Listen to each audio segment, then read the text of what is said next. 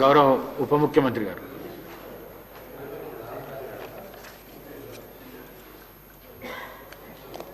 అధ్యక్ష, హరీష్ రావు గారు, తర్వాత వివేకానంద గారు, డాక్టర్ గారు అడిగిన ప్రశ్నలన్నిటికీ కూడా నేను నేరుగానే సమాధానం చెప్పాలని అనుకుంటున్నాను. కొద్ది సమయం కూడా ఇవ్వాల్సిందిగా కోరుతా ఉన్నాను. హరీష్ రావు గారు ఒక ప్రశ్న దాటేయటానికి ఉప ముఖ్యమంత్రి గారు, ఫైనాన్స్ మినిస్టర్ గారు ప్రయత్నం చేశారని చెప్తా ఉన్నారు. నేను దేన్ని దాటేయటానికి ప్రయత్నం చేయట్లేదు అధ్యక్ష. మీరు మీ ప్రశ్నలోనే చాలా స్పష్టత ఉంది. దానికి తగినట్టుగానే నేను ఆన్సర్ చేశాను తప్ప ఎక్కడ తప్పించడానికి ప్రయత్నం చేయలేదు అధ్యక్ష. ఎన్ని డిఏలు పెండింగ్లో ఉన్నాయనే ప్రశ్న లేదు. పెండింగ్ వాయిదాలతో పాటు ఉద్యోగులు, పెన్షన్దారులు కరువు భత్యం చెల్లింపులు పరిస్థితి ఏంటని అడిగారు. ఎన్ని ఉన్నాయంటే అన్ని లెక్క చెప్పేవాడు. అదే నాకు ఇప్పుడు కూడా ఇబ్బంది లేదు, చెప్తాను స్పష్టంగా.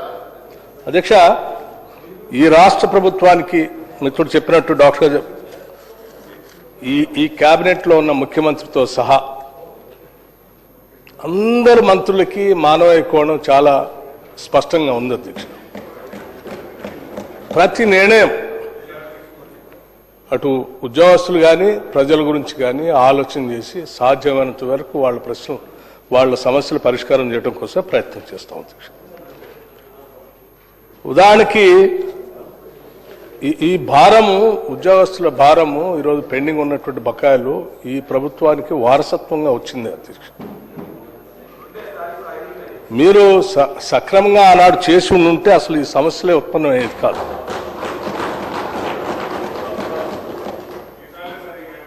కరువు భత్యం డిఏ విషయంలో గత బీఆర్ఎస్ ప్రభుత్వం 1/7/2022, 1/1/2023 మరియు 1/7/2023 నుండి ఉద్యోగులకు ఇవ్వాల్సిన డిఏ బకాయిలు ఇవ్వకపోవటం వల్లనే ప్రస్తుత ప్రభుత్వమే ఇవ్వాల్సిన పరిస్థితి ఏర్పడింది.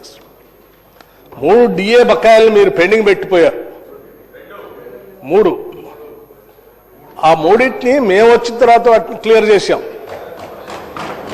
మీరు మాట్లాడుతున్న ప్రతి మాట ఏదో ఉద్యోగస్తుల మీద మీకే విపరీతమైన ప్రేమ ఉంది, వాళ్ళ కోసం చేశారు, ఈ ప్రభుత్వానికి మానవీయ కోణమే లేదు. 100% ఈ ప్రభుత్వానికే మానవీయ కోణం ఉంది అధ్యక్ష. వీళ్ళు మాట్లాడే అన్ని కూడా సక్రమంగా లేవు.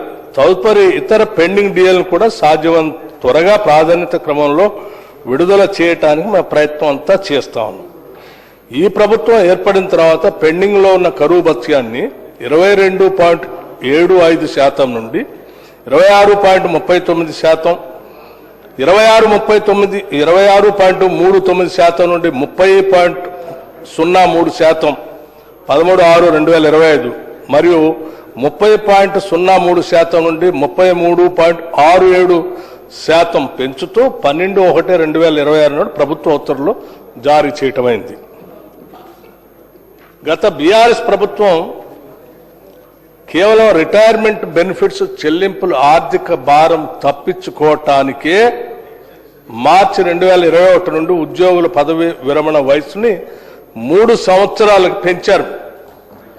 4వ తరగతి ఉద్యోగులు 60 నుండి 67 సంవత్సరాలు మరియు ఇతర ఉద్యోగులకి 58 నుండి 61 సంవత్సరాలకు పెంచడం వల్ల మార్చి 2021 నుండి మార్చి 2024 మధ్యలో పదవీ విరమణ చేయవలసిన దాదాపు 17,000 మంది ఉద్యోగులు మార్చి 2024 తర్వాత పదవీ విరమణ చేయటం వల్ల వారికి చెల్లించాల్సిన పదవీ విరమణ ప్రయోజనాలు గత బీఆర్ఎస్ ప్రభుత్వం చెల్లించకుండా ఈ ప్రభుత్వంపై భారం వేసిన మాట వాస్తవం అధ్యక్ష. కేవలం వాటిని చెల్లించలేకనే మీరు దీన్ని పెంచారు.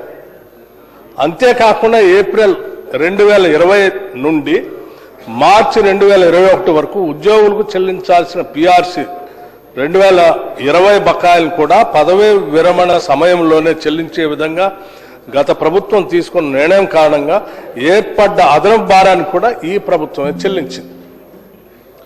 దానికి తోడు పదవీ విరమణ వయసును పెంచడం వల్ల ప్రస్తుత రిటైర్డ్ అవుతున్న ఉద్యోగుల సర్వీస్ పెరగటం వల్ల వారు చెల్లిస్తున్న గ్రాట్యుటీ, సరెండర్ లీవ్, జీపీఎఫ్ వంటి ఆర్థిక ప్రయోజనాల్లో కూడా పెరుగుదల ఏర్పడి ఆ అదనపు భారం కూడా ప్రభుత్వమే మోయవలసి వచ్చింది. ఈ ప్రభుత్వమే మోయవలసి వచ్చింది. మొత్తంగా వారు గత ప్రభుత్వం చెల్లించాల్సిన రిటైర్మెంట్ ప్రయోజనాలు 3 సంవత్సరాలు వాయిదా వేసి ఈ ప్రభుత్వం పైకి బదలాయించారు. అయినా ఈ చర్యతో అధిక ఆర్థిక ప్రయోజనం కూడా ఈ ప్రభుత్వం చెల్లించాల్సి వస్తుంది. దీంతో ఈ ప్రభుత్వంపై అదనపు భారం పడింది. అయినప్పటికీ కూడా మేము ఆ భారాన్ని కూడా మోస్తూ న్యాయం చేస్తూనే ఉన్నాం. గత బీఆర్ఎస్ ప్రభుత్వం డిసెంబర్ 2023 నాటికి 40,154 కోట్ల రూపాయలు వివిధ రకాల బిల్లులు పెండింగ్ పెట్టిన విషయం ఈ సభ ముందు శ్వేతపత్రం ద్వారా తెలిపిన విషయాన్ని కూడా నేను మరొకసారి గుర్తు చేస్తా ఉన్నాను అధ్యక్ష. అందులో ఉద్యోగస్తులకు సంబంధించి బకాయిలు 4,575 కోట్లకు పైగా ఉన్న విషయం కూడా తెలిసింది.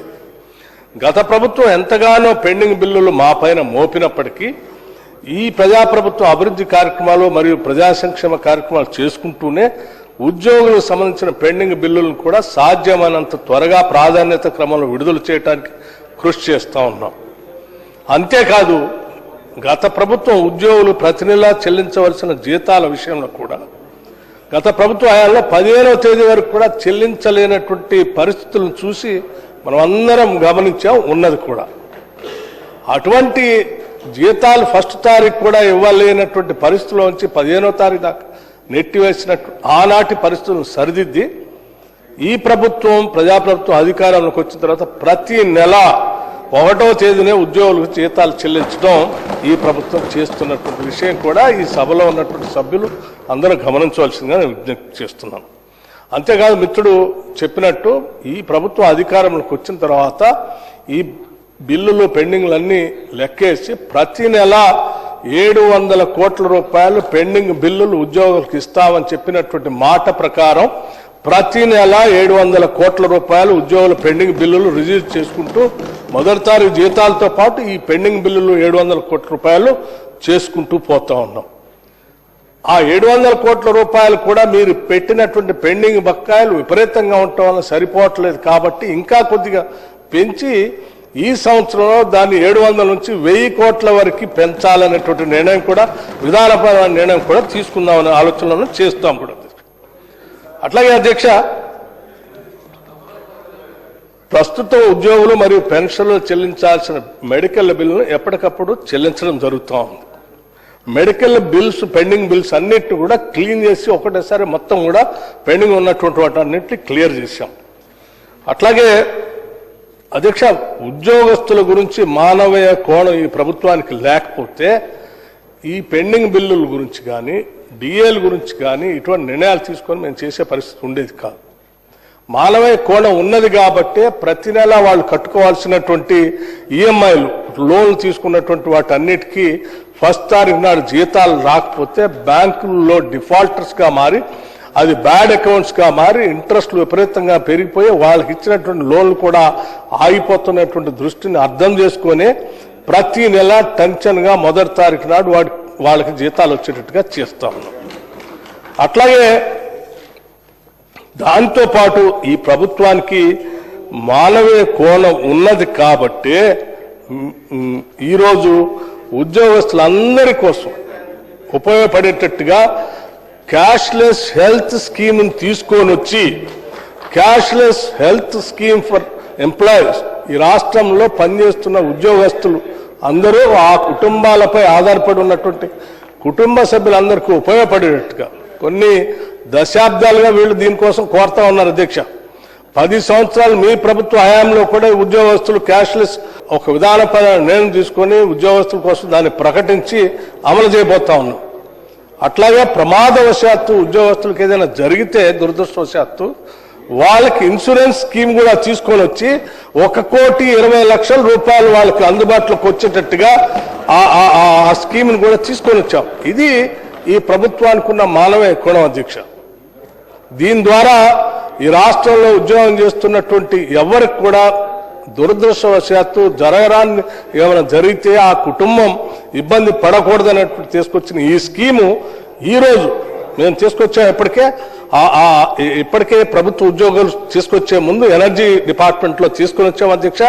ఈ రోజు ఎనర్జీ డిపార్ట్మెంట్ లో ఎస్పీడీసీఎల్ లో ఒక లైన్ మెన్ అనుకుంటా బహుశా ప్రమాదవశాత్తు మరణిస్తే ఈ రోజు ఆ తీసుకొచ్చినటువంటి ఇన్సూరెన్స్ సంబంధించిన ₹1 కోటి చెక్ ని ఈ రోజే మనం ఆ చెక్ ను కూడా ఉద్యోగస్తులకి అందించే కార్యక్రమం కూడా మీరు పర్మిషన్ ఇస్తే బ్రేక్ టైంలో ఇచ్చే ఏర్పాట్లు కూడా చేశాం.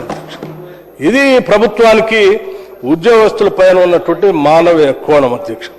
మేము ఇప్పటివరకు ఎన్ని క్లియర్ చేశారు అంటే దాదాపు ఈ ప్రభుత్వం వచ్చిన తర్వాత ₹6,146 కోట్ల పెండింగ్ బిల్స్ ని ఉద్యోగస్తులు క్లియర్ చేసుకుంటూ వచ్చాం. మీరు అనేక రకాలైనటువంటి ఆర్థిక విధ్వంసాన్ని చేసి వ్యవస్థలన్నింటినీ విధ్వంసం చేసి ఏ వ్యవస్థను కూడా సక్రమంగా నడవలేకుండా చివరికి పనిచేసే ఉద్యోగస్తులు కూడా నెల నెల జీతాలు ఇవ్వకుండా వాళ్ళ ఫైనాన్షియల్ ప్లాన్ కూడా చిన్నాభిన్నం చేస్తే ఈరోజు మేము ఎంతో నిక్కచ్చిగా ఆర్థిక క్రమశిక్షణతో సాధ్యమైనంత వరకు వీటన్నింటినీ సరిచేస్తూనే ఉద్యోగస్తులకు మొదటి నెల జీతాలు ఇస్తూనే వాళ్ళకు కావలసినటువంటి క్యాష్లెస్ హెల్త్ కార్డుని ఇస్తూనే ప్రమాదవశాత్తు ఏదైనా జరిగితే చేసేటువంటి ఈ స్కీమ్ ని కూడా తీసుకొని వస్తూ ఈరోజు రాష్ట్రంలో ఉన్నటువంటి ఉద్యోగస్తుల కోసం ఎవరైనా ఆలోచన చేస్తున్నారంటే ఇందిరమ్మ ప్రభుత్వం, ప్రజాప్రభుత్వం, ఈ ప్రభుత్వమే చేస్తుంది తప్ప మీరు చేయలేదు. మీరు ఈరోజు అన్ని పెండింగ్ పెట్టి వాళ్ళకి కావాల్సిన ఇబ్బందులను పెట్టి ఈరోజు మొసలి కన్నీరు గారుస్తూ ఉద్యోగస్తుల కోసం మీరున్నారు అని అంటే ఎవరు ప్రజలు నమ్మే పరిస్థితులు లేరు అధ్యక్ష. మేము ఈ డిఏలకు సంబంధించి కానీ లేకపోతే మిగతా అంశాల గురించి సంబంధించి కానీ సాధ్యమైనంత వరకు ఇప్పటివరకు ప్రస్తుతం 4 డిఏలు పెండింగ్ లో ఉన్నాయి అధ్యక్ష. వాటిని కూడా వీటన్నిటిని కూడా విధానపరమైన నిర్ణయాలు తీసుకొని ఉద్యోగస్తులకి పెండింగ్ బిల్స్ కానీ వారు పెన్షనర్స్